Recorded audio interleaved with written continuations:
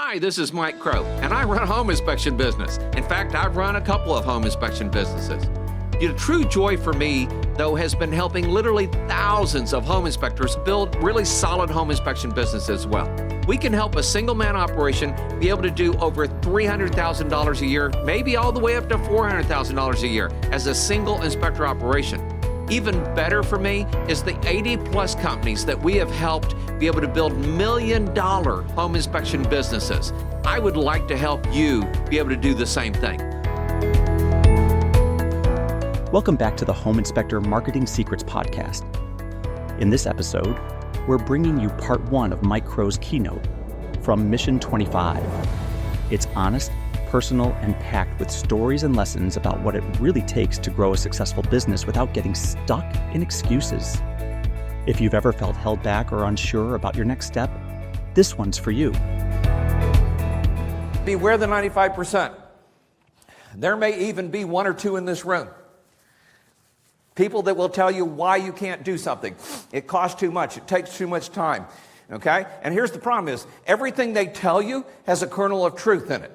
Every lie, every good lie has a kernel of truth in it. I'm going to give you one right now because I was talking with Ken on the phone the other day, and Ken said something. And Ken, I want you to understand that the 95% says this all the time, and I have heard it 1,000 times, right? Mike, if you don't know, the real estate agents are not in the office any longer. It's not true. So here's what I want you to know. I've been doing this since 1985. 1988, by the way, we produced our very first on-site computerized report in the industry, okay? And we never looked back. I love technology. I used to do all of our marketing. I used to walk in and out of all those real estate offices years ago. You want to know how many real estate agents were in the offices in 1988? None. They've never been in the offices. They only go there for meetings. They only go there to pick up their mail. They only go there to meet a client. And yes, sometimes there's an agent sitting at the front desk. They call it opportunity time, okay? But this whole BS about, marketing to the real estate offices doesn't work anymore because the agents aren't in the office anymore. I'm getting ready to tell you my number one best phrase that I want you to write down, and I want you to say it to yourself every stinking day. Are you ready? I love my competition. Idiots. That's another whole story, but we're not going to go there right now. So here's the thing is, that's just one example. That's just one. I need for you to be careful because the 95% will tell you so much garbage. Here's another one. I'm just going to throw it out. Because the agents aren't in anything, you don't need brochures anymore. You know, the agent just gives it to them off their phone, which, by the way, they do.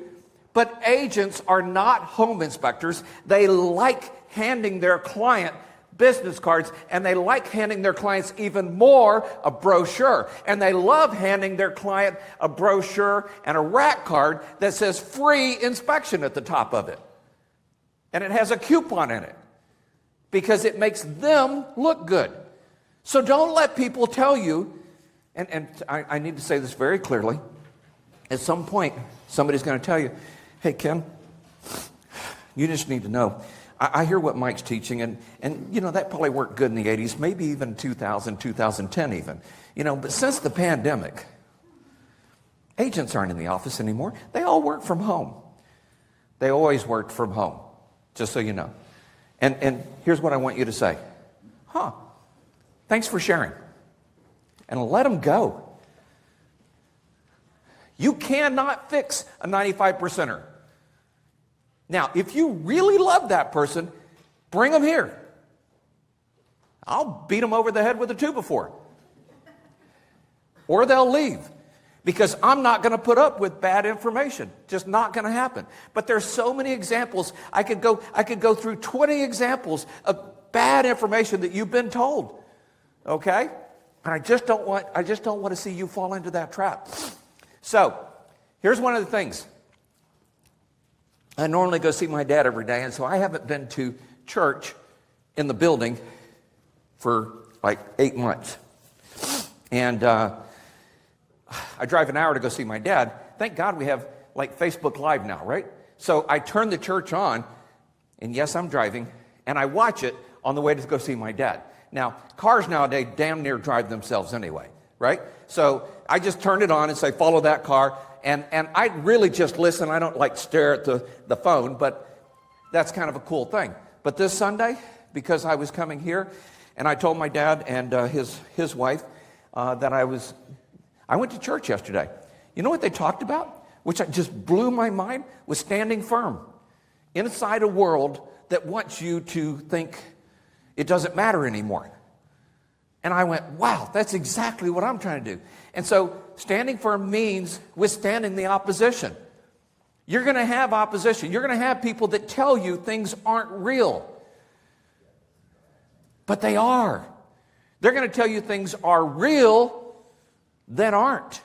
And I just need to make sure you understand that's why you have to surround yourself. Big O sign up there. Be successful and be around those that are successful because. Because you can have good information told to you instead of BS information. Okay? It's easier when you're inside an encouraging community. Standing firm. By the way, thank you from the bottom of my heart. Thank you for being here today. Because you being here today and standing up to the outside world encourages me to continue to help people do the same thing. And I just want to say thank you. Because without you guys here, I'd just be some guy sitting at a movie or at a poker table or somewhere, you know. And what I want to do is help as many people as I can before I exit stage right. I'm not in any hurry to exit, by the way. Okay? But I do have this ability to see 20 years into the future. And now I'm working on seeing 100 years into the future. And I know, sitting with my dad, who's 20 years older than me, that could be me. Okay? And so I have to kind of keep in mind where that's all going. So change is coming. Welcome to the future of your amazing life. You have just walked through an amazing portal into the future. And we're going to share with you some of the things that I want you to understand. The past is very relevant because it's still true partially today. But you also have to be ready to move to that whole next level on some of the things, all right? So change is coming. Oh, scratch. Don't you love it when they do that? Scratch. Change is here. You're surrounded by it, okay? You know, in 1988, we produced our first computerized report on site. Do you know everybody produces a computerized report now, right? Duh. All right. I told people Yellow Pages were going to go away. Oh, people go, well, yeah, duh. They weren't saying that when I told them. All right. I told them that you would be able to do your report on your phone.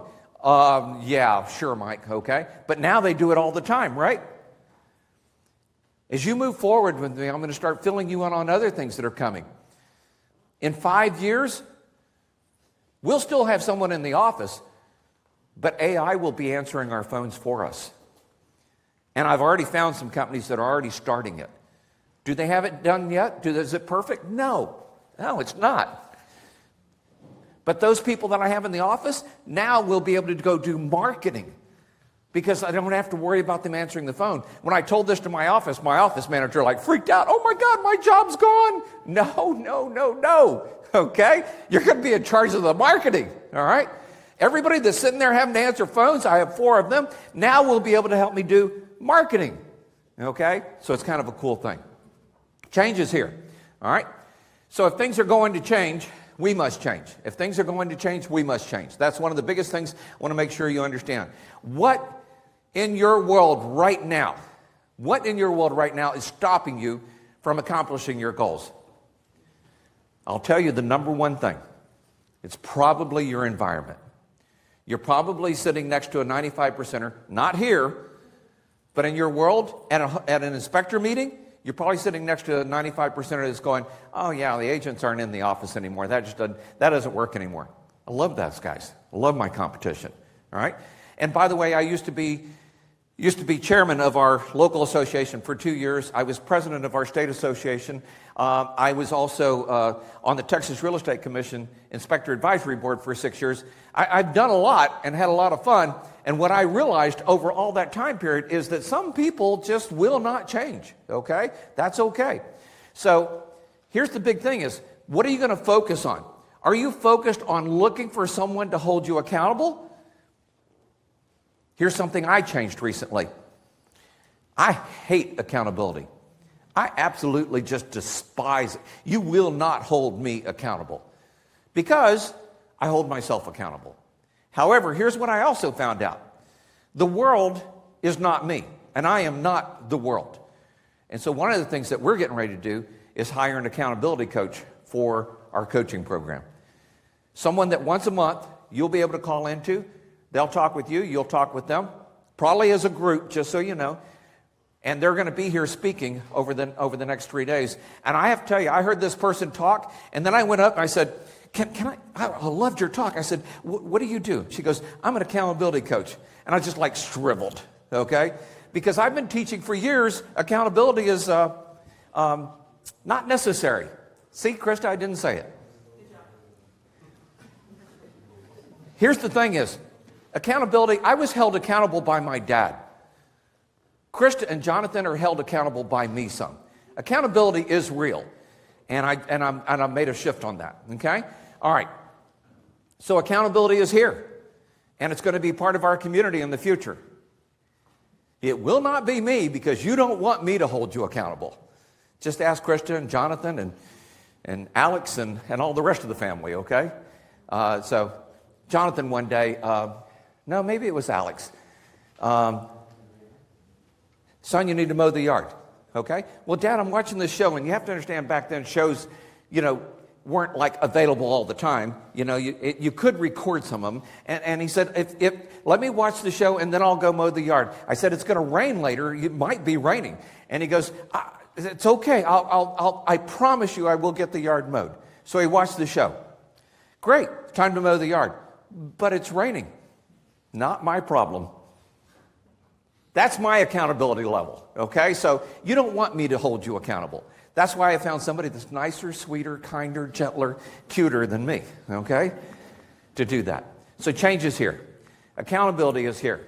Winners are glad to share on how to succeed. You ask Bob, Bob, raise your hand here. Bob's with, how long, Minnie? 5 years? 6 years? What? How many years? Since 2018? That's 7 years, depending on how you count it. And his business, by the way, is literally probably quadrupled more. So anyway, Bob will be on a panel later today or tomorrow talking about some of the stuff that he's doing, because he's doing amazing stuff as well, and not only in his business. And by the way, Bob's not even a home inspector. He is a CPA, okay? But the weird thing is that everything I'm teaching here works for CPAs as well as it does. And even the $1 million formula works for CPAs as well. So here's the thing is, winners are glad to share how to succeed. Bob's going to be sharing how he's succeeding in some stuff. Stan will just literally just give you the shirt off his back trying to help you out, okay? It's amazing how all that works. So now we're going to be bringing in this accountability coach for the Coach Blueprint group and everything, all right? And one of the things that I've heard, this is one of the things that impacted me when I heard it 20 years ago, and I think it's still relevant, okay? When the student is ready, the teacher will appear. When the student is ready, the teacher will appear. Man, I was so ready. I was sitting right where you were 30 plus years ago, okay? And I was thinking, how do I build this business, right? How do I do it so I can have time and money in the bank and don't have to worry about, a bunch of things, and, how do I pay for my house, and how do I pay for my kids' education, which, by the way, I didn't. They paid it for themselves. Just ask them, okay? I gave them a job, but they paid for their own college, okay? And so the question really is, are you ready for that kind of a change? Are you ready to find a teacher to help you? Because what we're going to do is surround you with those kind of people. And just so the world, I just want you to understand, the world doesn't want you to change. The world hates change. My dad used to say this all the time about certain people. They don't really want to change. And he was absolutely so correct. One of the coolest things about my dad was change meant nothing to him.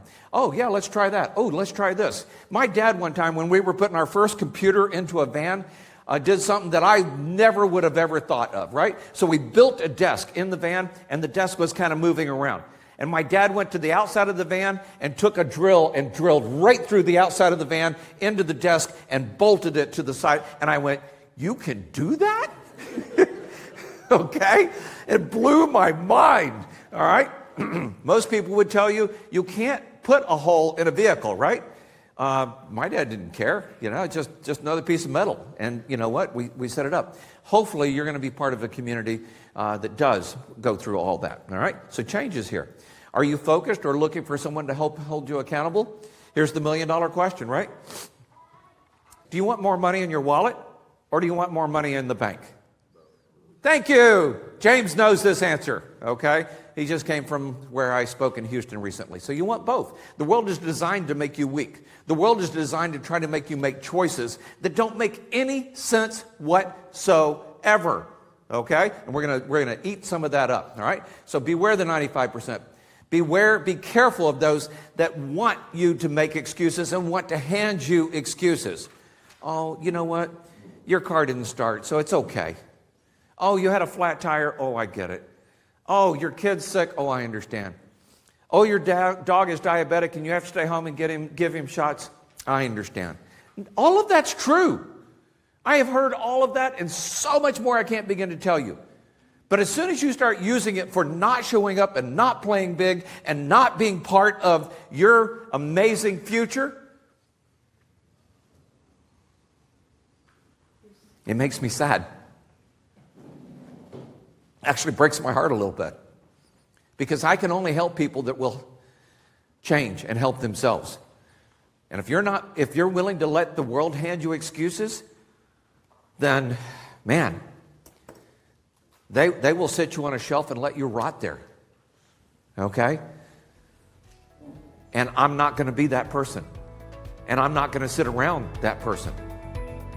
I'm going to make sure that you understand that they are excuses. Okay?